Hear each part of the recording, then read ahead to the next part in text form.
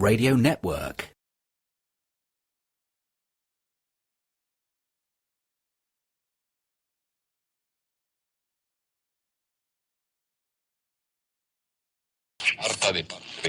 IPMNation.com.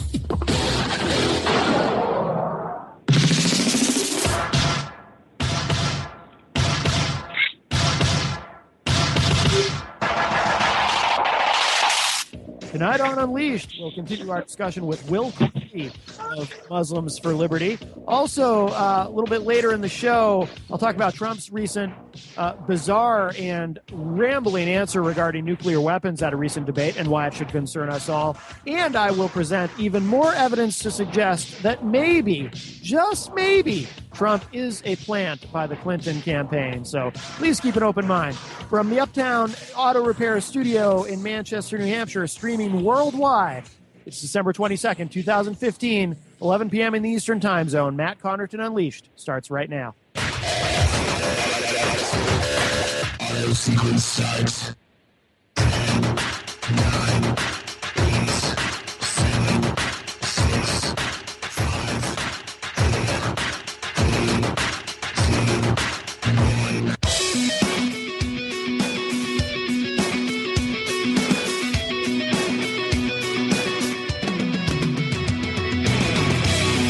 Hello, everybody. Matt Connarton Unleashed is on the air.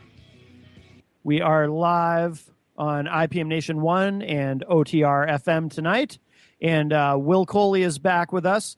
By the way, before we get to chatting with Will, just a quick programming note for those who are wondering. So Thursday night, Christmas Eve, on OTR FM, we'll be running a repeat of Unleashed. But I will have a podcast version of the show for you up on IPMNation.com on that day, because I'm committed to doing, 5 days a week, Monday through Friday, no matter what, in some form. So we'll have a podcast up and it'll run on IPM Nation 1. But the show that you hear Thursday night on OTR FM will just be a repeat of this. But other than that, business as usual this week on Matt Connarton Unleashed, because there's always plenty to talk about, even during the holidays, or especially during the holidays. And joining us once again via Skype, and hopefully we have better luck this time with Skype, because we had some issues last week. But Will, are you there? And I can't. Yeah, I'm here. I had my phone muted so you wouldn't be hearing my kids while I was pouring hot cocoa. Okay. Scared me for a second. I was like, oh no, something's gone wrong again. No, I don't think we'll have any problems this week, because I noticed when I added you to the call, it seemed to add you immediately, whereas last week I noticed the software seemed to be hesitating. So I think we're good. I think we're over our the occasional wonkiness that I run into with Skype. But of course, Skype is free, and what do you want for free, But Will Coley, of course, from Muslims for Liberty, and I've got questions, Will, but I'm going to try not to ask you what I already asked you last week for those who already listen to the show, to that show. But let me ask you this. Have you guys settled on a title yet for the show that you're going to be doing? Yeah, the Call to Freedom. Call to Freedom. Okay, cool. Yeah. Cool. So we'll update that on the IPM Nation schedule, of course. And that starts the first Sunday in January, correct? Yeah. January 3rd. We've already got the show line up for the 3rd. We're going to have a gentleman by the name of Osama Saleh. He lives in D.C. He's a sheikh. You can find videos of him on YouTube. He's fairly sought after for his vocal abilities, but he's also a quite learned academic. And then we're also going to have a gentleman on who, rather than seeking state grants and begging the government to go and do it for him, he took the initiative as a physician to travel to a few mosques across the southeast, raise a little bit of money, and go to Syria to provide medical care free of charge in refugee camps to refugees. So somebody going out there and, doing good things and not having to use the violence of the state to extort others in order to get it done. What a crazy idea.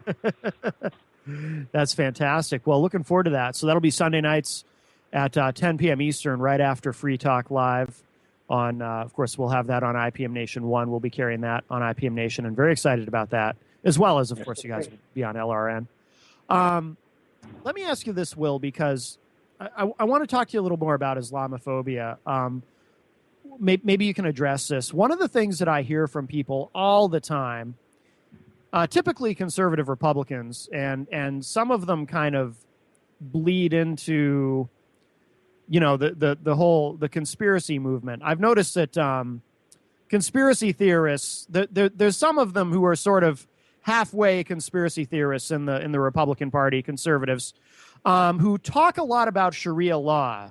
We have to be wary of Muslims because of this alleged Sharia law that they seem to think that Muslims want to have prevail in the United States. And, it sounds, the hysteria that I hear from these people sounds pretty ridiculous, but can you kind of address that a little bit? Because I'm sure you run into it constantly. Well, yeah, actually, that's partially, I guess you would say that's kind of my academic specialty. That's the area of Islam that I've had the most focus of my study, is an area called fiqh, which is basically the understanding, extrapolation, and application of Islamic law. The faqih's job is to look at the text as well as the situation itself and figure out how and if the law should be applied to this specific situation. And that's where most of my personal study has been as far as academics is concerned. As far as, the what I call them Sharia alarmists, I've had the opportunity to confront a few of them at events where they're speaking. And I always ask them a series of about 3 questions, and I've yet to receive an answer to these questions from any of them. Usually what they do is they reword my question back to me and then go on to the next person. Sure. And what I ask are, what are the 5 foundations of law in Sharia? The proper term is maqasid, the maqasid al-Sharia, the 5 maqsad in the maqasid, or what are the 5 normative foundations of jurisprudence in Islamic law, also known as the qawaid al-fiqhiyya or the qaida in the qawaid al-fiqh, which are the normative maxims of Islamic law. And these are like entry-level, end of first section, first chapter, Sharia 101 type questions. And never, not once, have I ever received an answer from any of the professionals who make millions of dollars a year screaming, "Be scared of the Muslims," or from any of their, millions of little cretins and urchins that follow them on the internet and share their videos and their website links. None of these people are ever able to answer those 2. I mean, it's like someone walks into a room and is like, "I am an expert on the Constitution." And you look at them and go, "Really? Well, what are the first 5 amendments in the Bill of Rights?" And they look at you and say, "Oh, well, that's not important. That's obscure teaching that no one would know about. I don't even believe it's real." And that's your response to that question. And yet you still feel that you have some kind of a qualification to claim yourself as some sort of an expert. Sure. What those are actually, if they knew them, then the Sharia alarmism itself wouldn't even exist. Historically, a lot of the voices who were quite influential in the evolution of the concept of freedom and liberty in the Western world were heavily influenced by Muslim philosophers and thinkers like Ibn Tufayl and Ibn Rushd and Al-Ghazali. And Ibn Tufayl actually discusses the concept of natural rights. John Locke talks about his own formulation of tabula rasa being based upon his reading of Hayy ibn Yaqzan, which is a philosophical fictional tale about a pharaoh man and whether or not he could come up with the concept of the right to person, property, intellect, that he could understand these rights as a human being without having the influence of the outside world telling him you have a right to not be harmed. You have a right to not be killed. You have a right to the security of your property. A man has the ability to formulate these things on his own without outside influences. So if these ideas are actually enshrined within the foundations of law in Sharia. Sharia law itself is supposed to be based around 5 goals: the protection of 5 things.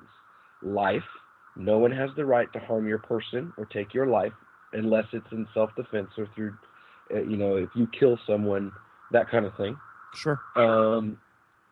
The right to intellect. You have the right to think for yourself. The ability to think and reason is a right that should be protected.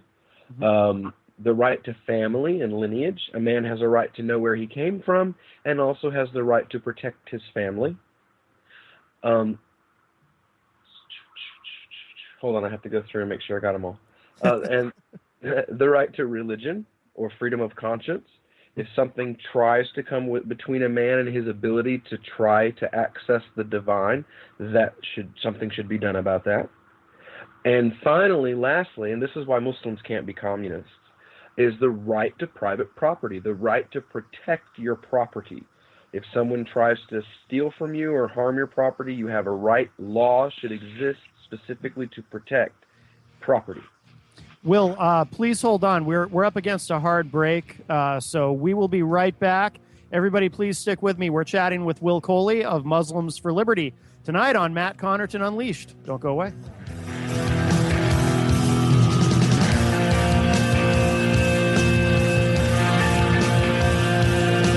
The Real Conscious Connection. OMTimes Radio. IOM FM. Host your show on IOM FM, the radio network of OMTimes Media, one of the more recognized brand names in the conscious community, and is backed by the extensive marketing reach of OMTimes. Hosting a show on IOM FM immediately connects you with our extensive dedicated community. This is Terry Van Horn, and I want to invite you to join me for my weekly radio show, Hailing Light, on OMTimes Radio every Wednesday at 6 p.m. Eastern Standard Time. On Hailing Light, we want to bring love, light, and blessings into your world. You can find out more about us at www.healinglightonline.com. Blessings.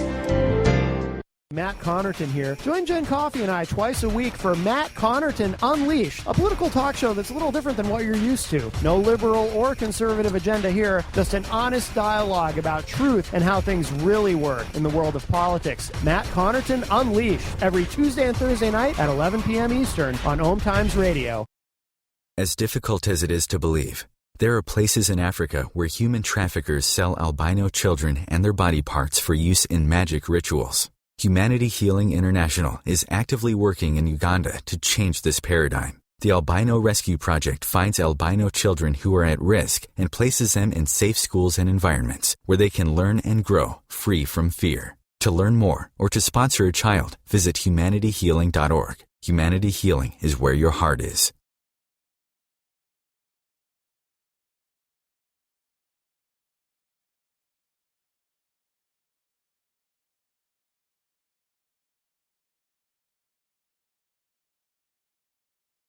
Chatting with Will Coley of Muslims for Liberty.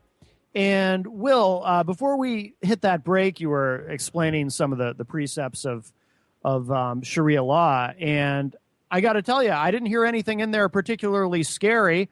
It all seemed like common sense stuff. And I didn't hear anything in there that would suggest that Sharia is somehow a threat to the existing laws of the United States. Well, one of the spurious claims that usually comes along with, me describing these ideas being foundational Sharia is that somehow these rights only apply to Muslims under a quote-unquote Muslim state, that the term Muslim state itself is kind of a spurious term. But if you read the works of the legal scholars, again, these are men who devoted 40, 50, 60 years of their life to understanding the text and literally extracting Sharia from the text. These are the people that the communities of these times went to for guidance in legal matters.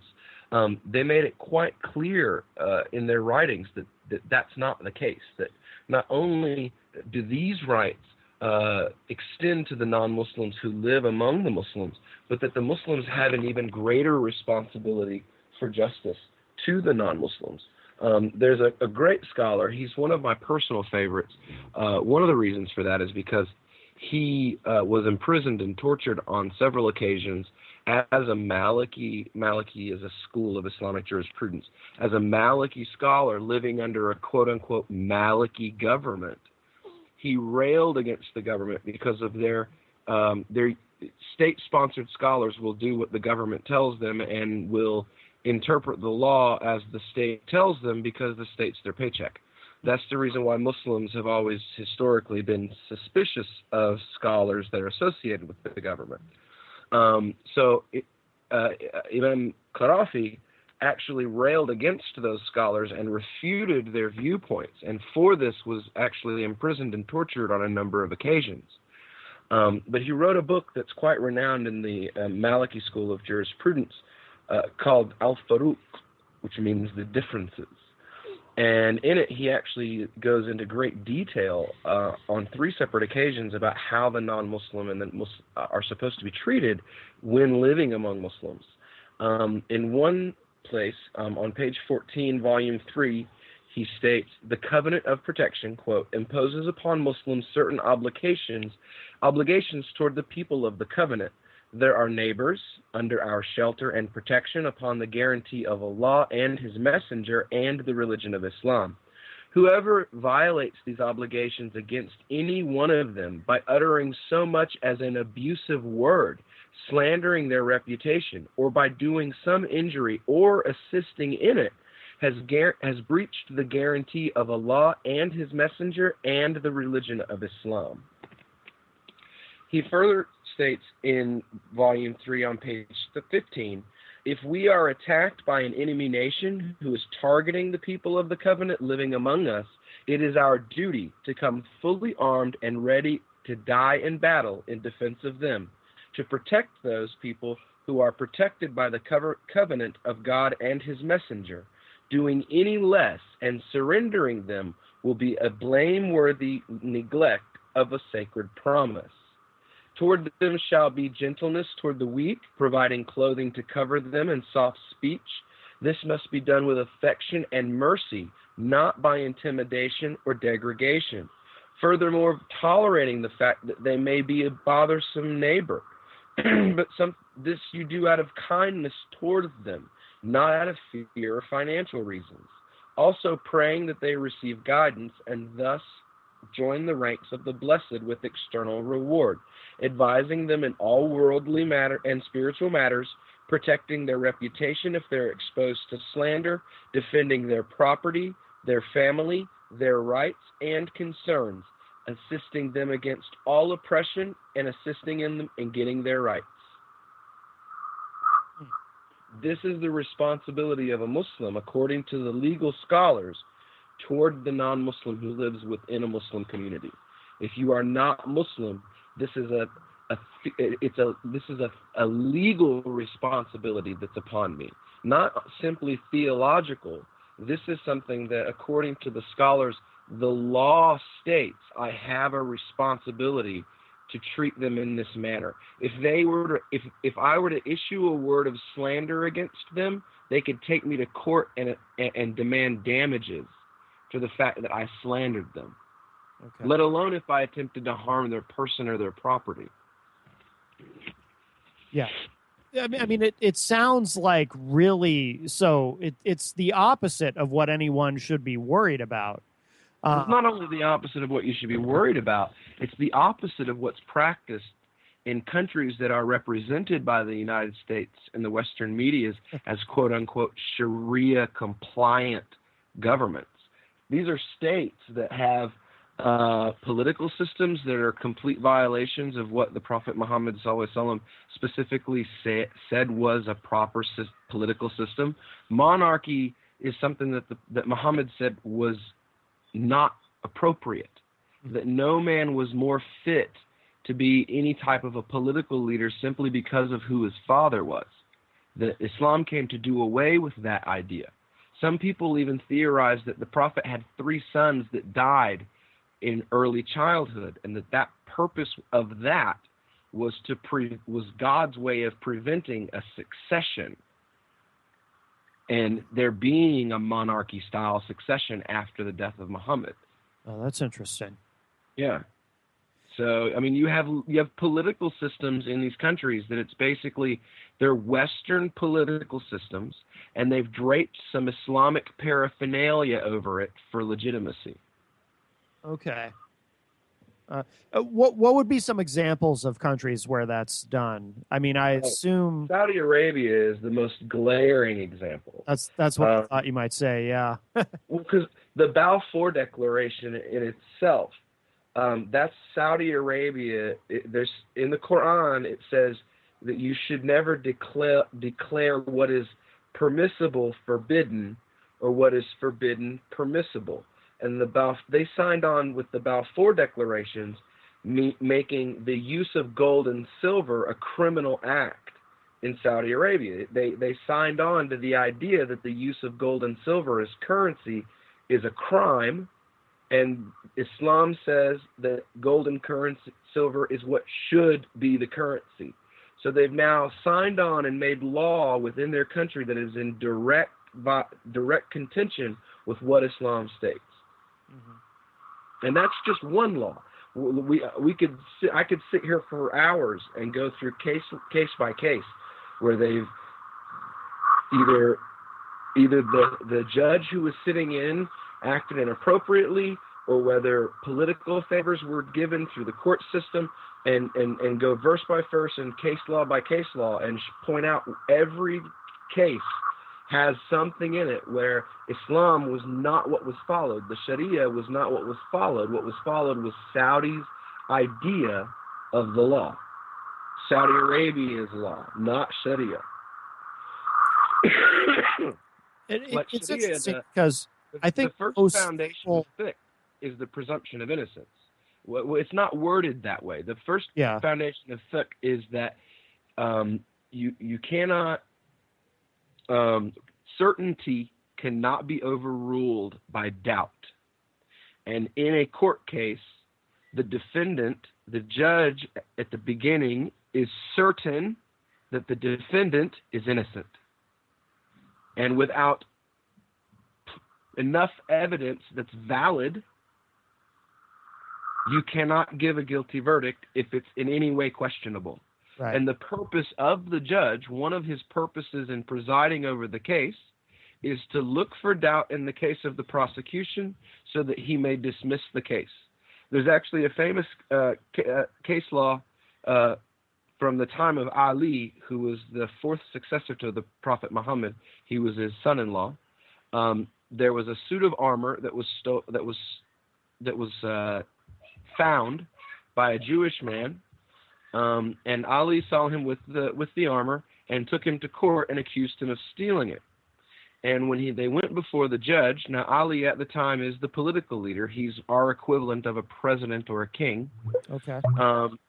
Is now going before a judge in his own kingdom and saying, I accuse this man of stealing my property. So the judge tells him he has to make his case against the Jewish man. And he says, I have these witnesses. And among those witnesses is his son Hassan. And when he finishes with his witnesses, the judge asks him, is there anything else? And he said, no, that's all I have. And the judge dismissed the case and ruled in favor of the Jewish man without hearing any further testimony, and told him, looked at Ali and said, you know better than to come into my courtroom with 3 witnesses and your own son, when you know that the testimony of a son is inadmissible in this court on behalf of his father. And they dismissed the case, and the Jewish man won the case against the equivalent of the king among the Muslims. Wow. Based on certainty cannot be overruled by doubt. Right. Interesting. Will, we're already almost out of time on this segment, but I want to remind everybody, what's the name of the show again that you're doing? The Call to Freedom. The Call to Freedom. Okay. So that will be starting January 3rd at 10 p.m. Eastern, and that'll be right after Free Talk Live on IPM Nation 1. And really looking forward to that. Are you going to be having guests every week on the show? Yeah, we're going to have guests that are far more qualified than myself, people who have literally memorized the entire Quran from front to back. Gentlemen who have spent 15, 20, 30, 40 years of their lives studying Islam. People who, particularly among the Western Muslim community, are like rock stars. They pack concert halls with followers who come to listen to them speak. They're invited to speak at every major Muslim conference around the world. They're leaders that are influential among the Muslims, and we're going to be discussing issues like what we're talking about here, like like property rights, like apostasy laws, like gay rights, women's rights. We're actually going to be discussing issues that are important to our libertarian audience with academics who are world-renowned in Islam and Islamic law. And then we'll also be having on activists from the Muslim community who are employing state-free means, creative new ideas to raise money or to get things done that are helping things like poverty, domestic violence, issues that people usually go to the state and ask for their assistance. And these are Muslims that are finding a way to fix those problems without using the government. Fantastic. All right, Will, we will let you go. Will Coley from Muslims for Liberty. Thank you so much for joining us tonight, Will. Thanks for having me on, guys. It's always a pleasure. Absolutely. Thank you. Take care. The Real Conscious Connection. OMTimes Radio. IOM FM. Host your show on IOM FM, the radio network of OMTimes Media, one of the more recognized brand names in the conscious community, and is backed by the extensive marketing reach of OMTimes. Hosting a show on IOM FM immediately connects you with our extensive dedicated community.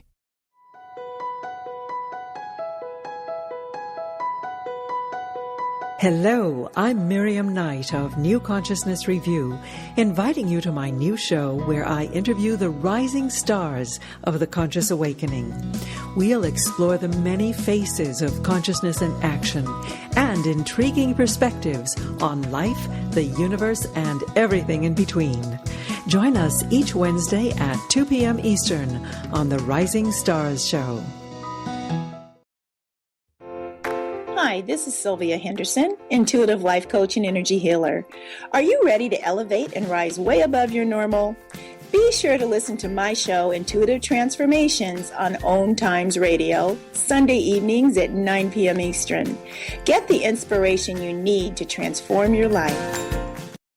The number one reason girls drop out of school in sub-Saharan Africa is lack of access to feminine hygiene products. The Pads for Schoolgirls Project, an outreach of Humanity Healing International, is changing this paradigm by setting up sewing programs at schools, teaching girls a vocational skill while producing the reusable pads that help keep them attending classes. The girls pay it forward by making and giving pad kits to other girls in need. To learn more, visit humanityhealing.org. Humanity Healing is where your heart is.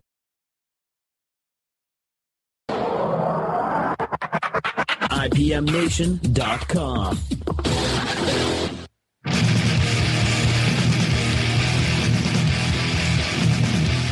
Welcome back, everybody. Matt Connarton, Unleashed. We are live on this Tuesday evening. Of course, we are in the Uptown Auto Repair Studio in glorious Manchester, New Hampshire. Here in the Northeast, where it still has not snowed.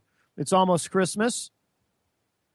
Meteorologists are predicting that in the Northeast, it's going to be the warmest Christmas on record.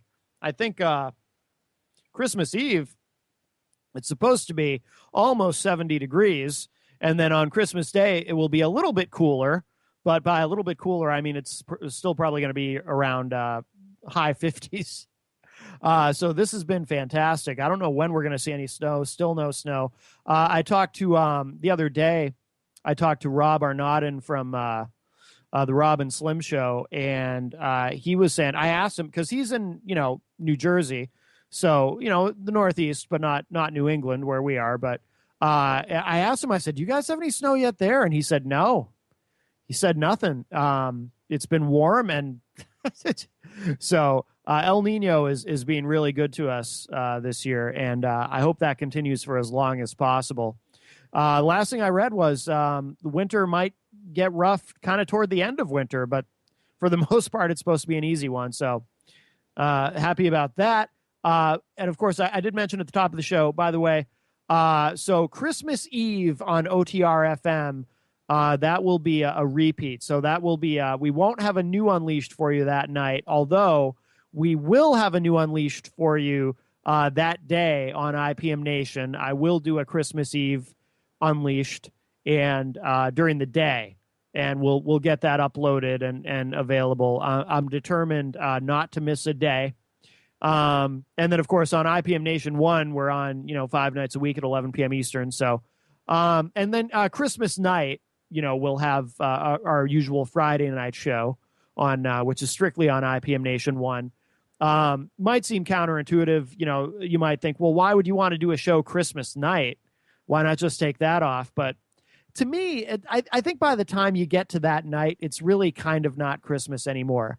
I mean, it still is technically, obviously, until the end of the day on the 25th. But, when I think back to like when I was a kid, usually to me, Christmas was, Christmas Eve and then Christmas morning, and maybe part of the afternoon. But by the time you get to late afternoon, early evening on Christmas Day, it really doesn't feel like it's Christmas anymore at that point. It feels like Christmas is pretty much done by the time you get to sunset on Christmas Day. To me, anyway, that's my perception. So we will have a live show on IPM Nation 1 Christmas night at 11 p.m. Eastern. And there is, by the way, too, for anyone who's wondering, there is a live television edition of Unleashed tomorrow, Wednesday, at 2 p.m. Eastern.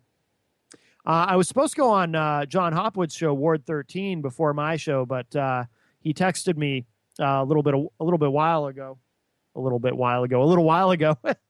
little bit ago. I guess my brain couldn't decide whether to go with a little while ago or a little bit ago, so I ended up saying a little bit while ago. John apparently has to attend a funeral tomorrow, so he's going to run a repeat of Ward 13. But I will be doing Matt Connarton Unleashed, the final television edition of 2015. The Wednesday that falls between Christmas and New Year's, there will not be a television edition of Unleashed. So we have 1 week off from that. But other than that, Matt Connarton Unleashed television edition is live Wednesdays at 2 p.m. Eastern on IPM Nation, 51 weeks out of the year. We have to take that one Wednesday off during the holidays. But so that's what's going on. So we're, trying to have as little interruption as possible to our regular schedule. Yes, I will be on New Year's Eve. I actually kind of have made it a tradition since I first started doing this years ago to I try to always be on the air New Year's Eve. Not because New Year's Eve is, special to me in any way, or New Year's is a big deal and I like to do a big countdown or anything like that. I really don't do any of that. It's kind of the opposite. I'm not big on marking time, so New Year's has never been a big deal to me. To me, going into the new year, it's really just another click of the odometer, and I kind of think of it the same way I think of it as my birthday. I try to just kind of ignore it. So, I would just as soon treat it as business as usual and do my show that night. So I will be on New Year's Eve, and I'll be the evening of New Year's Day and so forth. So, all right. So thank you again to Will Coley, by the way. Very interesting conversation, and we did not have any technical issues this time. For those who may have been listening last Thursday, we tried, we had Will on Thursday of last week, but we just had all kinds of glitches with Skype and really just had an abbreviated discussion because of it. So we got to talk a little longer tonight, and his show, A Call to Freedom, you'll be able to hear that Sunday nights beginning in January on IPM Nation 1 at 10 p.m. Eastern, immediately following Free Talk Live. So very excited about that. I think it's going to be a really interesting show. Here's something I'm not excited about. Donald Trump, not knowing the the answer to a question regarding nuclear weapons. This happened at the last Republican debate, and I know I'm just getting to it now. By the way, if you want to hear my analysis of the Democratic debate over the weekend, I covered that on Monday's show, which is up on IPM Nation. But this is from RollingStone.com. Trump's terrifying nuke answer at the debate should end his campaign, but it won't. Trump didn't even understand the question, but that didn't even stop him from answering. All right, so let me read this quickly. And this was written by Jesse Burney for RollingStone.com. Donald Trump and I have something in common. When right-wing radio host Hugh Hewitt asked the GOP frontrunner about America's nuclear triad at Tuesday night's debate, neither of us had heard that phrase before. But Donald Trump is running for president, and I'm not. There's another difference between us. I could glean from the context of Hewitt's question that he was asking Trump what he would do to maintain our nuclear arsenal. The triad refers to our land, sea, and air-based systems for delivering nukes. Trump had absolutely no idea what Hewitt was asking, and his answer was genuinely terrifying. Trump has said a lot of scary things on the campaign trail, from calling undocumented immigrants rapists to saying he'd ban Muslims from entering the country to urging supporters at his rallies to attack protesters. But his answer Tuesday night was especially terrifying. It revealed what it means to put an arrogant blowhard with a head full of jagged rocks in charge of enough munitions to blow up the entire world several times over. Let's go through his answer. If you didn't see it in real time, know that you should experience the stomach-churning terror you feel when you climb that first hill on an especially tall roller coaster. First, Hewitt's question. Mr. Trump, Dr. Carson just referenced the single most job of the president, the command, the control, and care of our nuclear forces. And he mentioned the triad. The B-52s are older than I am. The missiles are old. The submarines are aging out. It's an executive order. It's a commander-in-chief decision. What's your priority among our nuclear triad? That was the question. No matter how little you know about the makeup of our nuclear forces, it's clear Hewitt is suggesting that the technologies we use to deliver a nuclear attack are too old and asking Trump what his priority would be when it comes to maintaining them, right? You'd have to be completely ignorant and utter buffoon with the intelligence of an earthworm the other earthworms make fun of for being dumb not to get the gist of what Hewitt is asking here. And yet, this was Trump's response. Quote, well, first of all, I think we need somebody absolutely that we can trust, who is totally responsible, who really knows what he or she is doing. That is so powerful and important, unquote. Okay. And then he said, quote, and one of the things that I'm frankly most proud of is that in 2003, 2004, I was totally against going into Iraq because you're going to destabilize the Middle East. I called it. I called it very strongly, and it was very important, unquote. Skipping down, there's more to this article, but here's more of what he said. This is when after Hugh Hewitt asked him for some clarification and tried to sort of rephrase the question, Trump said this, quote, the biggest problem this world has today is not President Obama with global warming, which is inconceivable. This is what he's saying. The biggest problem we have is nuclear proliferation, and having some maniac, having some madman go out and get a nuclear weapon. That's, in my opinion, that is the single biggest problem that our country faces right now, unquote. And then Hewitt said, quote, of the three legs of the triad, though, do you have a priority? I want to go to Senator Rubio after that and ask him, unquote. And then Trump said, quote, I think for me, nuclear is just the power. The devastation is very important to me, unquote. The devastation is very important to him. I don't know what that means. That actually sounds scary, doesn't it? Like he's relishing the devastation, or, I mean, we know he's not, but it's almost like he's an evangelical Christian who, because evangelical Christians tend to think that Armageddon is a good thing. That's why I always say I don't think an evangelical Christian should ever be president, because they think that Armageddon's a good thing because that brings about the second coming of Christ and blah, blah, blah, blah, blah. They're rooting for Armageddon. But it almost sounds like Trump is rooting for Armageddon when he says the devastation is very important to him. To me personally, and maybe, I have some radical ideas, but to me, a lack of devastation is very important. I would like to not have devastation. That's important to me. Trump and I clearly have different priorities. If you want to read the entire article, it is up at rollingstone.com, and I would encourage you to read it. Trump, he clearly did not understand the question, did not know what Hugh Hewitt meant by the nuclear triad. And by the way, anyone who's out there saying this was a gotcha question, Hugh Hewitt is a conservative. He is a conservative radio talk show host who was included in this debate. So anybody who out there going, oh, this was just another example of the liberal media trying to take down Trump. No, Hugh Hewitt is a conservative radio talk show host, but he's also a journalist. And by asking Trump a question that, frankly, Trump should know the answer to, and then following up and trying to hold him to the fire, Hugh Hewitt committed an actual act of journalism in that debate.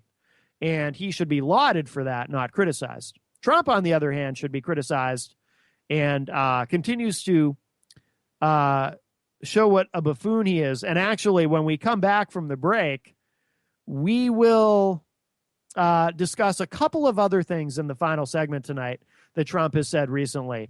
And by the way, to anyone listening who's sick of all the Trump talk, because I'm sure there's somebody thinking that maybe I'm a little fixated on Trump. It's just, how do you avoid him?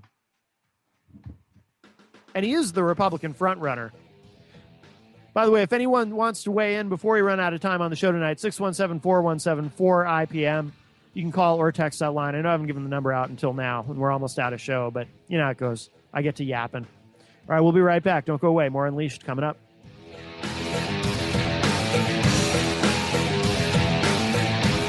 The Real Conscious Connection. OMTimes Radio. IOM FM. Being a radio host on IOM FM allows you to build your show on a rich platform with the power of the internet to fulfill your outreach goals and connect with a very specialized and global online audience, unlimited by time and distance. OMTimes Radio will provide you with web relevance, a recognizable conscious brand, and with the standard of excellence that has accompanied every single OMTimes endeavor. Host your show with OMTimes Radio Network. Do you want to be a better communicator?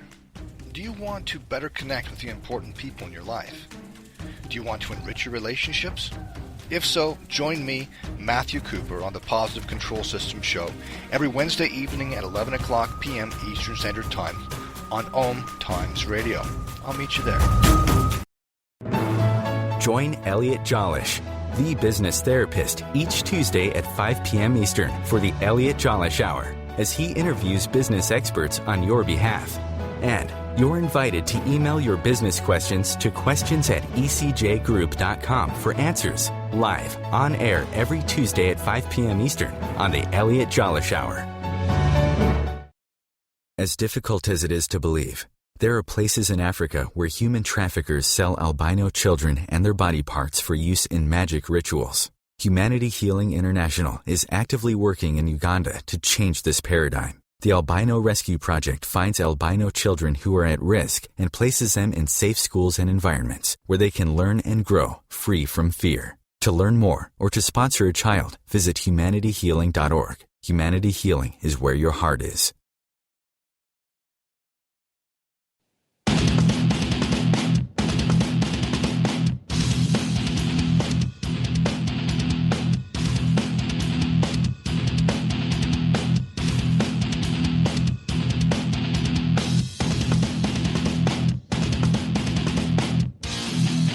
Welcome back, everybody. Matt Connarton, Unleashed. We're live on OTR FM and IPM Nation 1.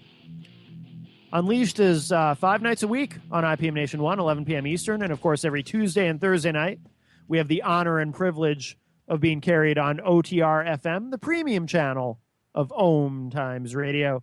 And don't forget the television edition of Unleashed every Wednesday at 2 p.m. Eastern. That does include this week.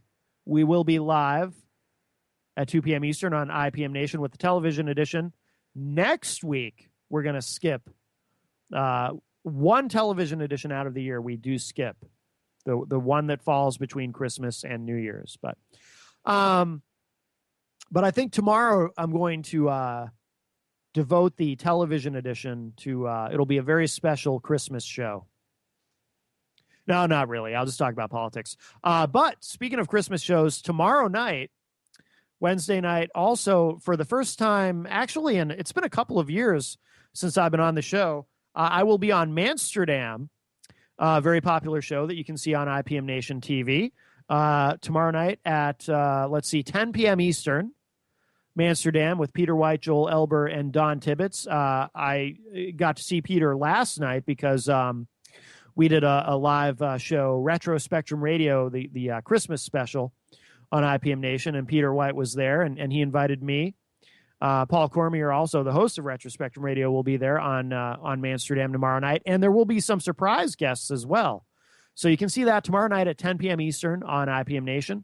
And looking forward to that. Like I said, it's been a while since I've been on Mansterdam. So I don't think they did a Christmas show last year. They usually do a Christmas special, but I don't think last year they did one.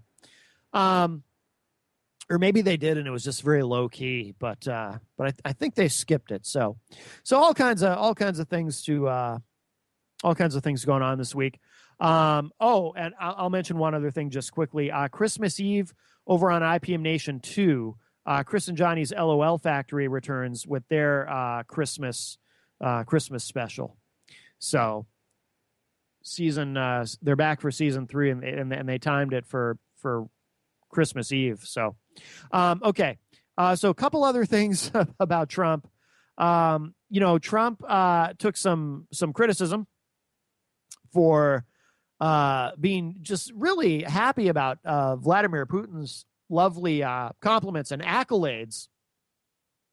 And of course, some people said, is Vladimir Putin somebody you really want to be complimented by? This budding bromance between Putin and Trump, after Trump said it was a great honor.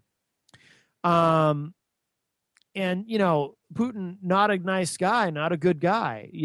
I played the clip actually on the show of Trump being questioned by Joe Scarborough on Morning Joe and Mika about, hey, this is someone who has murdered journalists and people who disagree with him. And Trump just kind of said, well, we kill a lot of people too, which is true. America does kill a lot of people. You've got these drone strikes that we do that have been acknowledged by our own government that 90% of who they kill are not the actual targets. But Trump is now saying that there's no evidence that Putin killed journalists. Let's see. Let me find the quote. During an appearance on ABC News this week with George Stephanopoulos, this is what Trump said. Quote, in all fairness to Putin, you're saying he killed people. I haven't seen that. I don't know that he has. Have you been able to prove that? Do you know the names of the reporters that he's killed? Unquote. Trump added that it would be despicable if Putin indeed had killed journalists. Oh, that's good of him. But he said, quote, but I haven't seen any evidence that he killed anybody in terms of reporters, unquote. Since the early 1990s, between 56 and 300 journalists have been killed in Russia, according to media watchdog groups. In 2006, human rights journalist Anna, I have no idea how to say that very long last name, was murdered in what was determined to have been a politically motivated contract killing.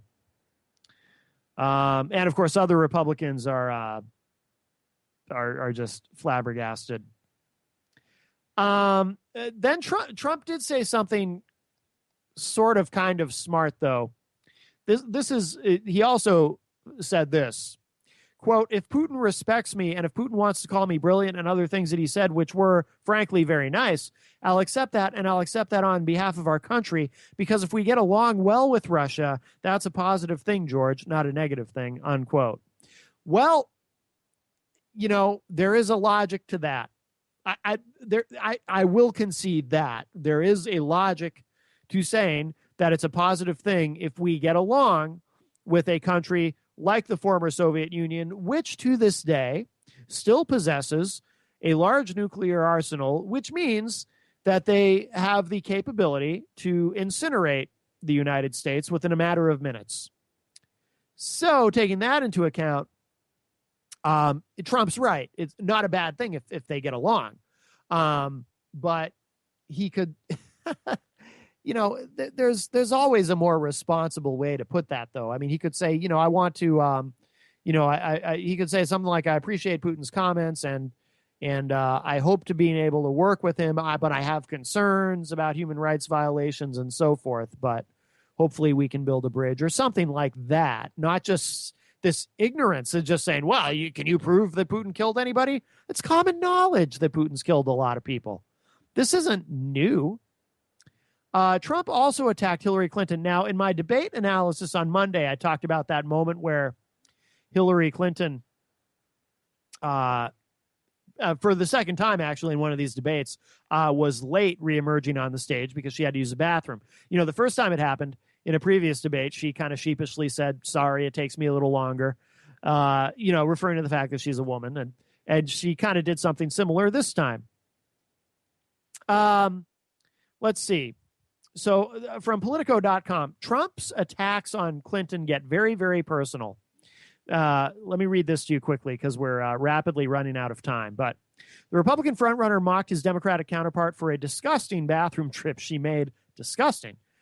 She made during Saturday night's debate and said Barack Obama schlonged her in 2008 primaries at a raucous rally here on Monday night. For Trump, who comments often on Clinton's penchant for pantsuits, has insinuated she is in a lesbian relationship with close aide Huma Abedin and insists she doesn't have, quote, the strength or the stamina, unquote, to be president. Monday's remarks take his focus on her personal life to a new level of intimacy. Remarking on Clinton's late return to the podium after using the bathroom during a commercial break at this weekend's Democratic debate, Trump said, quote, I know where she went. It's disgusting. I don't want to talk about it. It's disgusting, unquote. Trump also took a shot at Clinton for losing the Democratic nomination to Obama in 2008. Quote, she was favored to win and she got schlonged. She lost, unquote. At one point, Trump contemplated the possibility that Clinton would become the next president and slapped his palms on his head in mock exasperation. Quote, is that a president? You saw her the other day, in all fairness, unquote. Wow. Okay. If this is how, he's already offended Hispanics. He's offended veterans. Who else? Clearly, this has to offend women. Obviously, he's unstoppable as far as winning the nomination. I just saw a poll. He's 20 points ahead of everybody. Everybody else is in single digits. Trump is killing it in these polls. I firmly believe Trump will win the nominee, but this kind of talk, and by the way, I didn't know that schlong could be used as a verb, but apparently because Obama's a dude and Hillary's female, that means Obama schlonged her in the primaries in terms of winning the nomination. And I have to wonder if there's something in Trump's mind racial about that. Would he have used that word if Obama were white? I don't know. Maybe that's a non-factor. But I really, this is so out there and goes way, way, way too far to the point that I used to be about 95% sure that Trump's campaign was legit and about 5% open to the possibility that he really is a plant by the Clintons to ensure that she wins. This doesn't get screwed up this time. Just based on Trump used to say he had self-identified as a Democrat as recently as 2011. Trump, we know, used to be chummy with the Clintons, used to be very complimentary of Hillary Clinton, used to say that he thought Hillary would make a great president. This is all on record. He has said all these things. I'm now at this point I'm down to about 90. I've gone from 95 down to about 90% sure that Trump's candidacy is still legit. And I'm now about 10% open to the idea, not 5%, but 10% open to the idea that he is a plant by the Clintons. There's no way a guy who talks like this and says these things, criticizing a woman for taking a little longer than the dudes when using the bathroom. By the way, a moment that I thought actually helped her Saturday night. It was kind of funny when she came back to the podium late and she sort of sheepishly said, sorry. There was something kind of funny and charming about it, and it humanized her, because one of the knocks on her is she just seems robotic and inhuman. That made her seem like a real person for that moment. And it was kind of funny. And it was kind of sort of charming for that one brief moment. And Trump is ripping on her and just being so disrespectful. And does he just not, is part of this because he knows maybe he didn't take himself seriously. Maybe running for president was just something he wanted to do as a lark. Just a bored old rich white guy, just wanted to have some fun. And now he's going, oh my God, I might actually win this nomination. I didn't think I had a chance, but this is turning into a real thing. I got to make sure I don't want to be president. I just want to hang out and be rich and have fun and maybe do more TV. I got to derail this somehow. Maybe he's self-sabotaging. Maybe he's still closer to the Clintons than we think. I'm becoming, as absurd as it may sound, I'm becoming more and more open to that possibility. How else do you explain this? That's it. We're out of time. I'll talk at you tomorrow on the television edition. Thanks again to Will Coley for joining me earlier. And thank you all. I'll talk at you later. Stay safe. Good night.